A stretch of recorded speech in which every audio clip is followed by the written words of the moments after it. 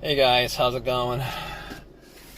I'm at Planet Fitness now and my car is dead. Man, I did like 2 hours exercise, sweaty, ready to go home, got in my car, ready to turn that on. And guess what? I get nothing. My car's not cranking. Funny thing is, everything's working. The lights are working.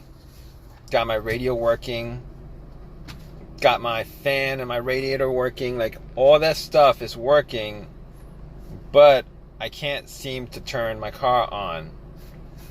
Now, I gotta say, I had some issues with starting problems for the last couple months. Like, I guess like once a month I'd be trying to turn my car on and I'd have to crank it a couple of times just to get my car to turn on. But after like 3 or 4 different tries, it actually always did turn on and cranked over. I mean, I've noticed that, as more time passes, I've actually had to continue to just, you know, um, lately it's taking a lot more tries to get my car to turn on. Today, you know, nothing. I changed the battery like recently, like within like the last month and a half, thinking that that could be the cause of it. And apparently it's not the battery. So anyway, after that happened, I was like, okay, let me see if I left my lights on. I mean, I was only there for like 2 hours. Maybe if I left my lights on, maybe that could be the cause of it. So I went out, checked the lights, and the lights were bright. Normally what happens is if it's like a battery that's weak or whatever, you go out and the lights would be kind of weak or dim. The batteries are not weak or dim. I mean, I looked at it and it was very, very bright. So I was thinking maybe it's not the battery. Maybe it's not the battery. But I was like, I wasn't 100% sure on it. I really wasn't 100% sure on it. So I was like, let me try to get a jump. And luckily, I asked around a couple of people who were parking, and they were nice enough to help me out with a jump. So I put the cables onto the battery, and I tried it immediately. That didn't do anything, but I waited for like a couple minutes, hoping that it would charge up my battery to just crank it up, hoping that that was the issue, it was a defective battery. But nothing happened after that. I tried turning it on and nothing happened, just got the same thing.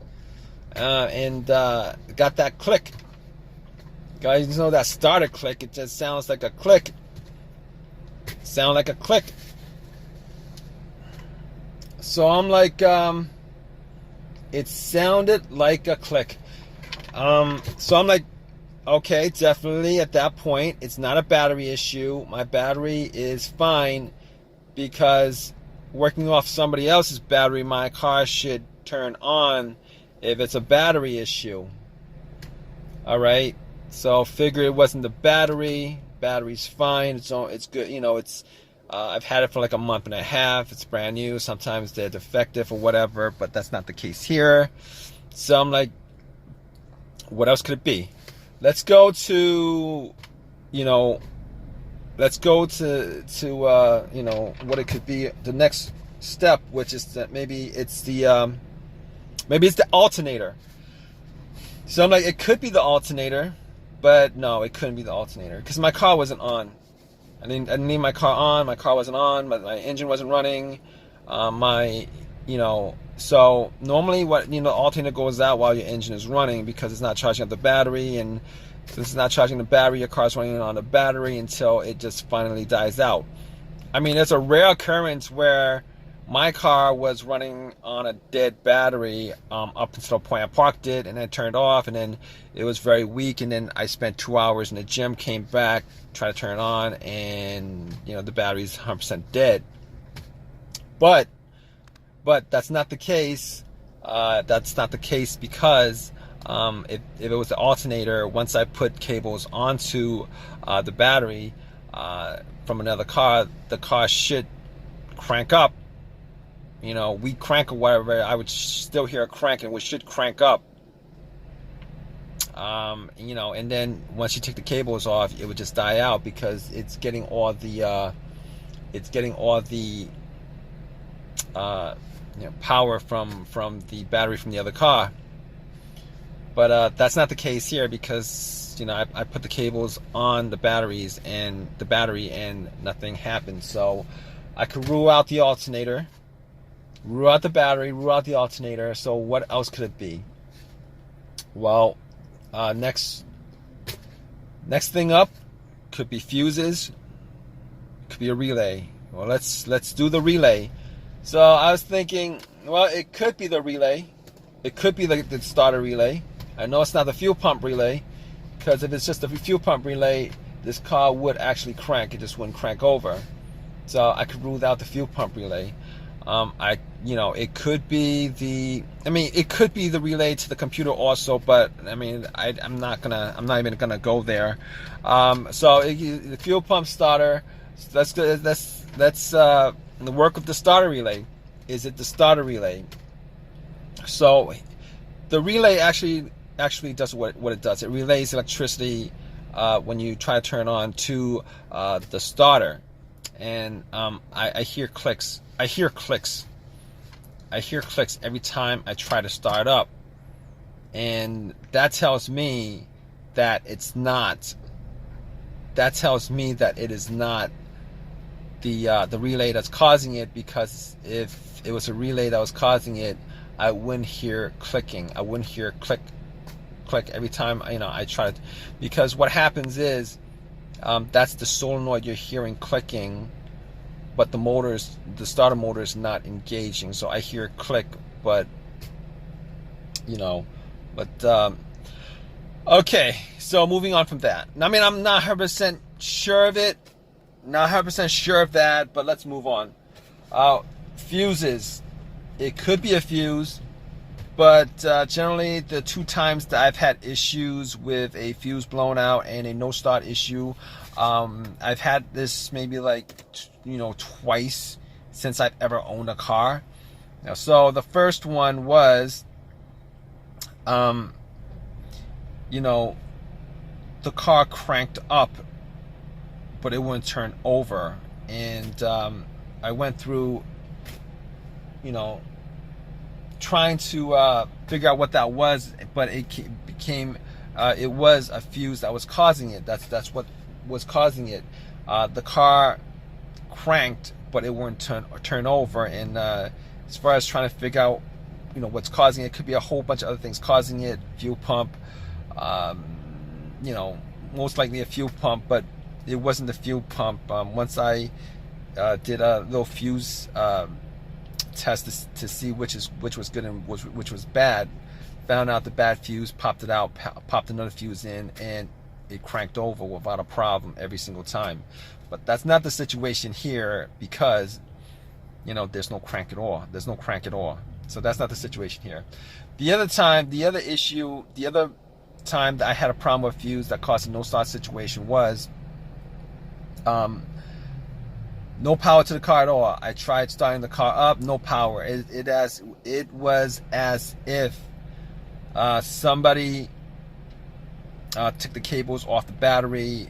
Absolutely 100% dead. 100% dead. And it turned out, it was an Acura. It turned out to be a main fuse that connected the battery to the fuse box, and that was blown, which pretty much cut off all the power to the car. But that's not the situation here. It's not the situation here because, you know, I got everything still working. The lights work, you know, everything on the dash looks good. Everything on the dash looks good. Everything looks good, you know. So that's not the problem here. Okay, it's not the two cases of the fuses blowing that could have caused this. I mean, it could be, you know, something else with the fuses, another fuse that's blown, but I don't think that's the case. I don't think that's the case with this car, and not that I could actually test it out 100%, but I mean, just hypothetically speaking, I don't think the fuse is the cause of it. So if it's not any of those causes, I'm gonna guess that it's my starter. It's not starting, it's not cranking. I'm not hearing anything from the starter cranking. So I'm like, I mean, there's a couple ways I could test it. I could, you know, try to bump the starter. Well, that's not actually testing it. That's just hoping that it has one crank left to crank it up. You know, hitting the starter and stuff like that. I mean, that could work, but I'm not going to do it because I don't have a long enough crowbar, and I got to find out where the starter is on this car. Sometimes it's really not, you know, it's really not, you know, in a place where I could actually bump it. I mean, I could put a wire to it and then try to start it up, see if there's a test. I'm not going to do that right now because I don't have the tools to do it. But at this point, I'm going to assume it's a starter. And the reason why I didn't go there to begin with, I didn't assume it was the starter to begin with, is because I changed the starter out 8 months ago on this car. Changed it out 8 months ago on this car. What are the chances that 8 months later I maybe put in maybe I don't know, 8,000 miles on this car within 8 months? And what are the chances that it is, you know, that's the problem? Because I didn't, you know, you put a new starter, you're hoping you get maybe maybe over 100,000 miles on the starter itself. But the starter I bought was a rebuilt starter. I've had issues with rebuilt stuff before. I bought a rebuilt alternator from AutoZone before, and that thing lasted me like 6 months before my car was having issues. I know somebody who bought a rebuilt alternator, and the guy immediately started having issues once he popped it in because it wasn't charging the battery right. So at this point, I'm thinking it's the starter. I'm waiting for AAA to pick my car up, going through all those steps of trying to figure out what it is. Now, I can't really say 100% for sure because I'm not actually out there testing it, but just from deductive reasoning on my part, I'm going to say it's the starter. And it kind of sucks that it's the starter because now I'm going to have to put some time in, you know, with this issue, and I've already put in maybe 45 minutes already. I'm waiting for an hour for AAA to come and get my car, and on top of that, I'm gonna have to either spend some time myself to put it in or pay somebody some money to put it in again. And that starter is warranted for I don't know what, a year or whatever, but it's warranted, and it kind of sucks because it's not actually the warranty that's the issue. It's either putting the amount of time in to get the starter, paying somebody to put in the starter. You know, I gotta pay again to have that done, or spend some more time to do it myself. It's really a pain. It's really a pain in the butt, and I really do not want to do it. Last time I paid somebody to do it, I'm going to see if I could probably do it myself because I don't want to spend that extra money. It kind of sucks. But it is what it is. I mean, right now, I'm thinking it's the starter. I was hoping maybe it would have been something simple. Would have been great if it was something simple. I'm sweating. Just did 2 hours, I'm sweating, and all right, guys, I'm just babbling on right now. I'm hoping AAA just comes, stops by to tow my car really within the next 30 minutes. But I know I'm gonna wait an hour for them to get here. But I'm gonna keep you guys updated. All right, guys. All right, guys. So yeah, got that starter put in. It was a starter. and that actually just sucks. It was the starter that was causing it. Oh man. So I had to pay somebody to do it. Sucks. You know, I'm like within a year, within 8 months now, I had the starter put in twice. And this stuff shouldn't happen, but if you guys know anything about, you guys know anything at all about rebuild stuff,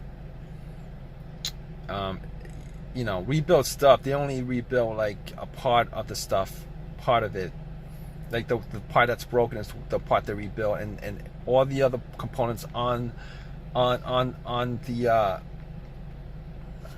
you know, on the starter, alternator, whatever is being rebuilt, that's got the same mileage that it had on there originally. So, I mean, I did not want to buy a brand new starter because, you know, they're like twice as much, like $300 versus $150. You know, we had warranty on it, so I got the starter anyway, warranted. You know, it's still warranted, but still, I didn't want to pay any more than I need to. Already complained to them about it, but you know, they're not going to give me money to get it redone. So, but that's just what it is. That's probably why it's warranted to begin with. But anyway, hope you guys enjoyed this video, or I hope it has helped you out. Please give me a thumbs up. If you guys got any comment, please comment, and please subscribe, guys. All right, take care.